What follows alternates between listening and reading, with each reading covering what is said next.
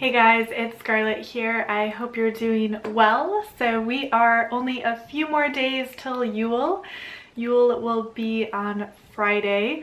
So I've been really excited. I've been figuring out what I'm personally going to do for Yule this year. And I've been planning out a little ritual that I'll be doing. But I hope you're excited too if you celebrate Yule or any other holiday. This time of year is one of my favorites. And before I jump into today's video, I also wanted to mention that I will be announcing the winner for my December giveaway on Yule, so I'll be announcing it on Friday. So there are still a couple more days to enter the giveaway, so I will post the details to the giveaway in the description box down below in case you are interested in signing up for that. So jumping into today's video, I wanted to talk about tarot and specifically what tarot cards make me think of Yule or what to me represent various facets of Yule. So I've picked out 4 cards from the major arcana that to me represent Yule, and I thought I would go over those today and talk about why I feel they are representative of this time of festive cheer. So we're going to start with the first card, which I have here, and that is the Fool.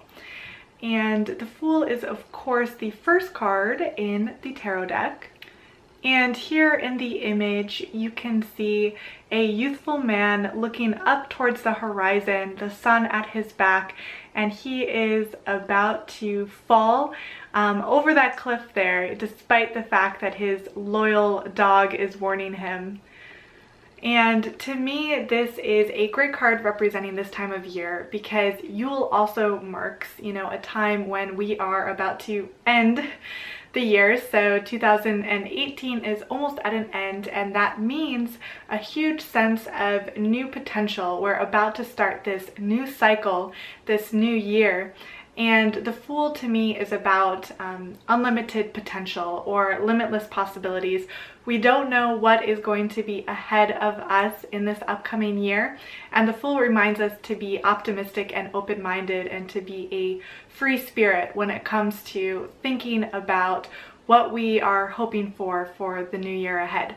So the Fool is the first card I wanted to share with you today that makes me think of Yule. And the next card I have here is the Sun. And in this image, you can see a young child riding a white horse with an orange banner, 4 sunflowers, and the bright sun above. So this card makes me think of Yule because Yule falls on the solstice. So the winter solstice represents a time when it is the shortest day of the year.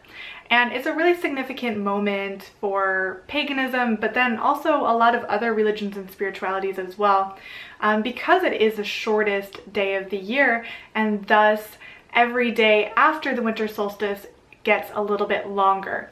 So with Yule and the winter solstice, we are really talking a lot about the rebirth of the sun.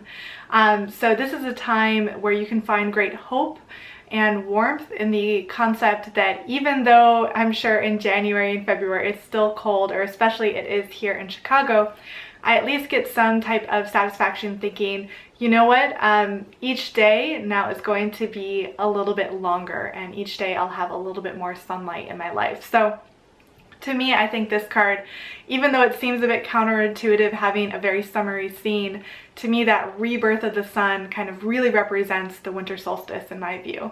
So that's why I picked this card. So we have 2 more cards that I chose to represent Yule, and the next one I have here is the Hermit. And you can see in this image you have the elderly male figure with his staff, his lantern with a star and the light inside of it. And he is actually in a wintry backdrop. Even his hat here almost makes him look like a mountain, or he himself is almost invisible when he is up against that mountain. So to me, the Hermit, on the one hand, it actually is a winter scene here, unlike the Sun card.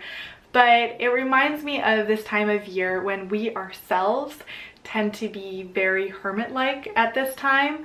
And the hermit is about taking that time of solitude, taking that time in a very positive way. So not in a reactionary way because the weather is bad, but let's take this time to, that we are spending a lot, inside. Let's use it productively. Let's use it as a time and a space for self-growth and self-improvement. So the hermit to me is, even though it can obviously be taken too far, you don't want to be too much a hermit, but at this time of year, I do spend a lot more time indoors, and I try to remember to use that time productively in terms of developing my own inner wisdom and self-growth. And another thing about the Hermit is there are two cards in the tarot deck that really remind me of the Scandinavian god Odin. And this is one of them. The other one is the Hanged Man. And Odin is a figure that is closely related to Yule. A lot of Yule lore comes from Scandinavian mythology and is often associated with Odin. Some people even make some interesting comparisons between like Santa as his appearance and Odin and a lot of various other things. And the Hermit itself is to me closely tied to Odin. He represents the wise man who wanders, and Odin very much does fall into that archetype. So that's the Hermit here. And the last card that I think about at this time of year is Judgment.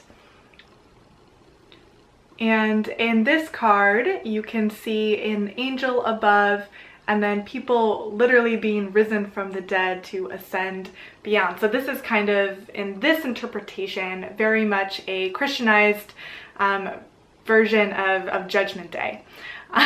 So the reason I picked Judgment though for this time of year is because we are coming towards the end of the year. This is a good time to look back, to think about what we did this year, what lessons we learned from those experiences, what we focused our intention and attention on in this year, and thus once we have that determined and figure out, now we can approach the new year, this new cycle. And people even have New Year's resolutions, right? So it's all about reflecting upon the past year and thinking about what do we want to bring into this new year. So in a way, we are casting this judgment upon ourselves, and not necessarily in a negative way, but just in a very self-reflective way, thinking about what we accomplished, what we didn't accomplish this year, and what we hope to do in the future.